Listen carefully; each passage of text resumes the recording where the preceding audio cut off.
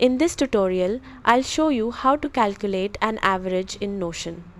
Whether you're tracking grades, expenses, or scores, Notion makes it easy to calculate averages using built-in calculations or a formula. Let's get started. If you want the average for an entire number column, open your database and scroll to the bottom of the number property. Click the Calculate option, then select Average. Notion will instantly display the average of all the values in that column. If you want to calculate the average of multiple number properties for each row, add a new property and choose Formula. In the formula editor, enter a formula like this: prop math plus prop science 2. Replace math and science with the names of your own number properties.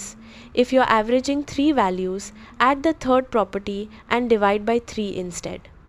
Click Done and Notion will automatically calculate the average for every row.